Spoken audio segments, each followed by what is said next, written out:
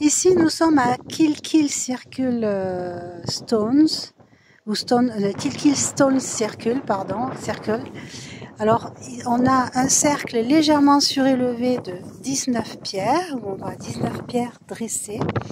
À côté se situent deux grandes comme ça. Alors c'est vrai qu'on peut imaginer en délirant ou pas qu'on a la symbolique du masculin sacré et du féminin sacré, hein, avec d'un côté le phallus et de l'autre la matrice.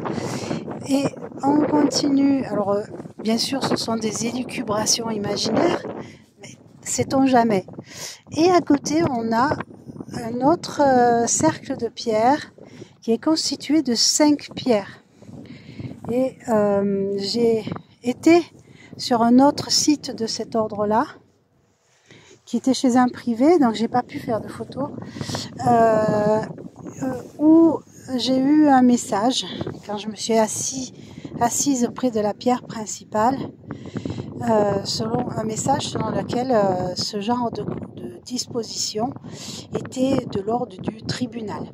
Un tribunal pas forcément juridique, mais un endroit où des affaires se discutent devant des sages, et les sages tranchent. Donc on a ici au milieu la pierre d'oratoire.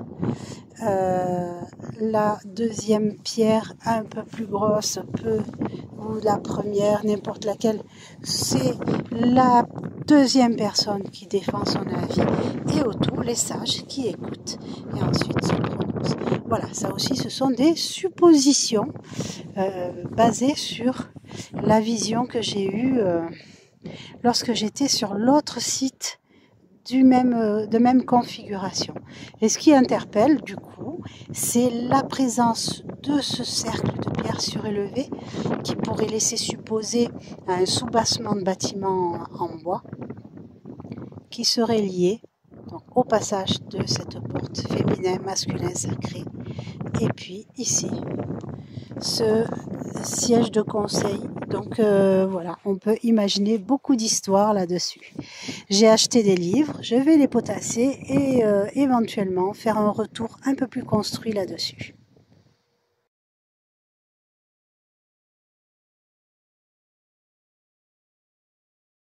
Ensuite, nous allons plus à l'ouest, à Rounds of Guggenbarra. Là, nous trouvons un ensemble de monuments sacrés de différentes époques.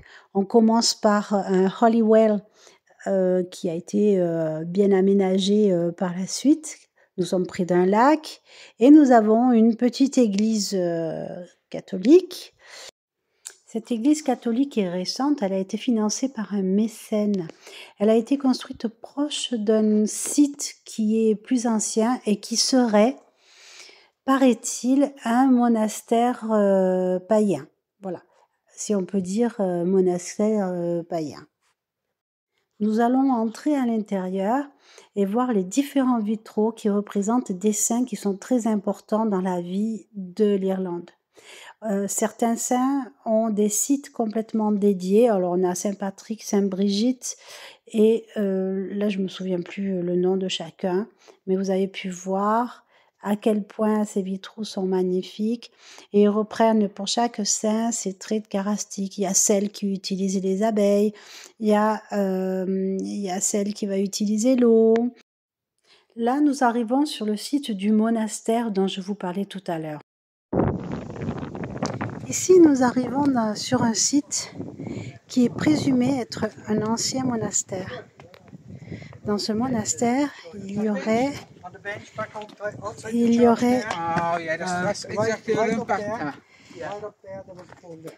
9 cellules qui sont supposées être les cellules des monastiques, des frères. Alors je dis supposées parce que pas toutes, à mon sens, sont des cellules.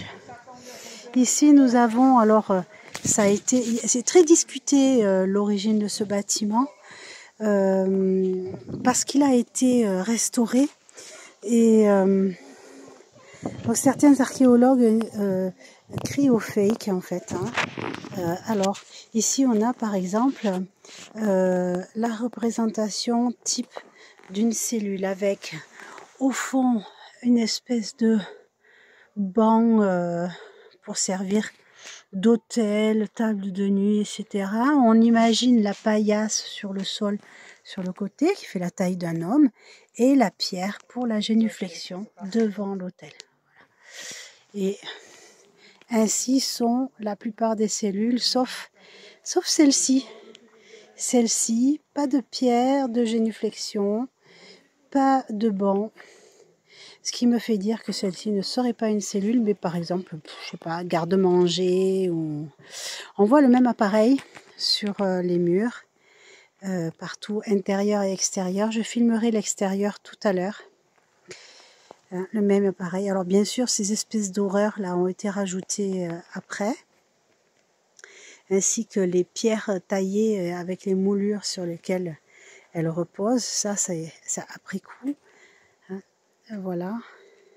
Il faut dire que l'endroit jouxte une chapelle qui date du 18e et que voilà, il serait dit que que ce bâtiment aurait été fait juste pour accorder à Cork un lieu sacré alors qu'il n'en avait pas. Voilà.